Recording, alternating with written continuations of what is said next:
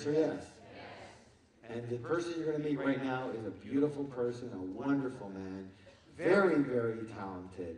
And I think you're really, really going to get a lot out of this. Things you can use immediately. What's the word? Immediately. What's the word? Immediately. Are you ready? Yes.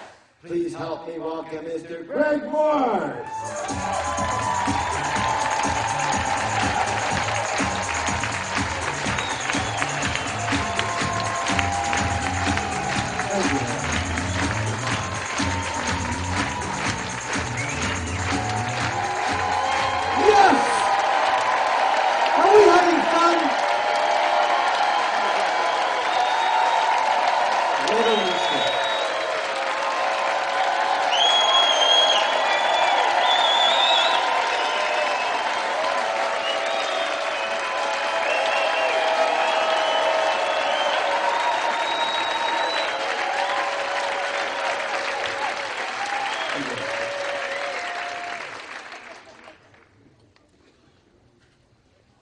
Give up easy.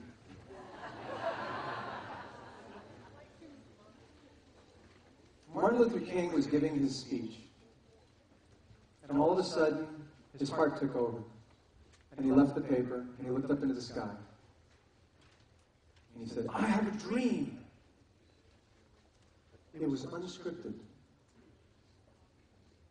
Mother Teresa was a nun, living in a convent, and her heart took over. She got on a train, she went to India, she got off that train, picked up a man laying in the gutter, rotting so bad people couldn't get near him. And she wrapped her arms around him and started cleaning and wiping his face. And he looked up at her and said, "Why do you do this?" And she said, "Because I love you." Gandhi, you've heard the words. Be the change you want to see in the world. He said that because the people around him were saying, the world must change before we can change.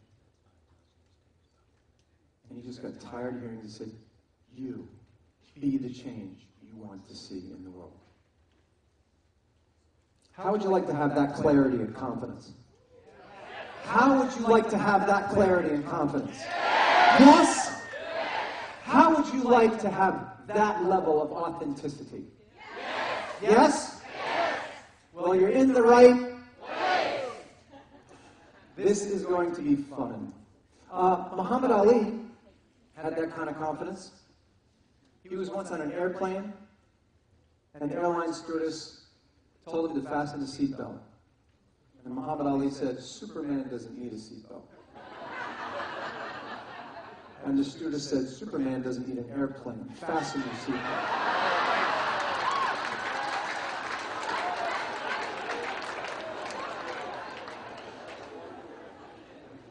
I am committed to seeing that you have the confidence of Muhammad Ali and the clarity of the stewardess.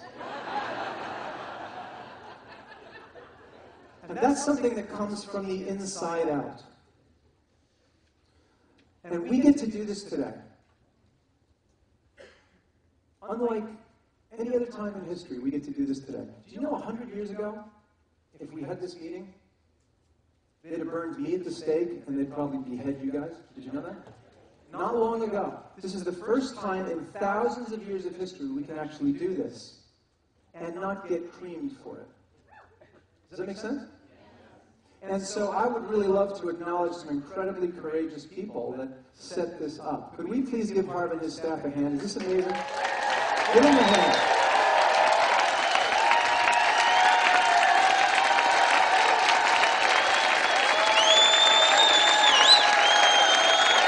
You guys rock. Okay, on three. You guys rock. 1, 2, 3. You guys rock. Have a seat.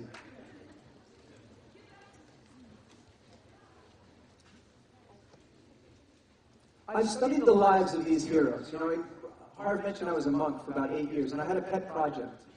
I studied the lives of people that were heroes.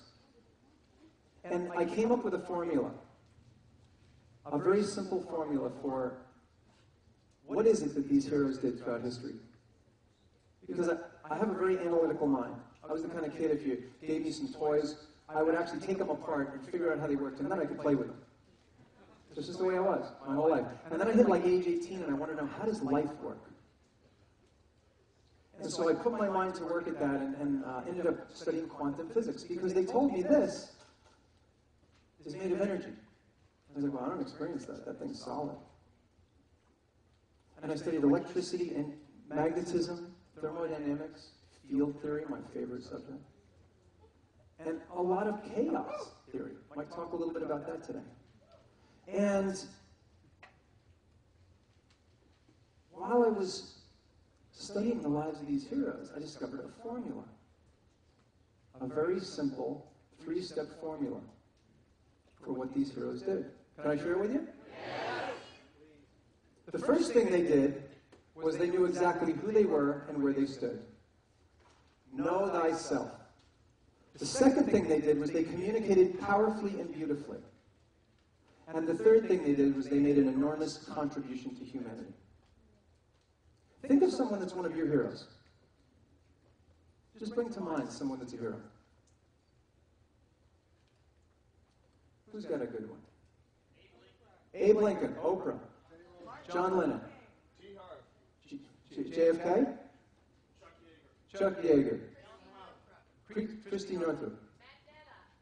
Who? Nelson Mandela, some great ones. Now let me ask, take a look at the piece of paper. Did that person that you wrote down do these 3 things? Every time, right? Knew who they were and where they stood, communicated powerfully and beautifully, made an enormous contribution. And when I studied that quantum physics, that work in quantum physics, I discovered that the human beings put off a field. Did you know that the field that comes off your heart is 500 times stronger than the field that comes off your brain? Every time your heart beats, it puts out an electromagnetic field that can be detected up to 15 feet away. We're not just communicating through voice, tone, body language, sight, and our 5 senses. You are communicating with all the people within 15 feet of you on a whole other level. And so there's this Superman, he had this X-ray vision and he could focus on something and make it happen. And I studied in engineering school this principle of the observer effect. Anyone heard of it? When we change the way we look at things, the things we look at actually change. That by observing something, you actually have an effect on it. And it's like, wow, so you mean we're kind of like all Supermen? I look at something and I can affect it from a distance? And this was proved to me in a laboratory. It was proved. I was watching, you're sitting there watching this fuzzy electron, and you turn away, and it just turns into a wave, and then you look at it, and it coagulates into a particle. And I was like, wow, what is that? And then you look away, and it goes into fuzzy energy again. Now, let me ask you a question. When you know someone's watching you, do you change your behavior? Sure you do. Okay, so do electrons. Now, why is it that we change our behavior when we know someone's watching us? Because we're self-conscious, right? Are electrons self-conscious? Are they actually a thinking organism?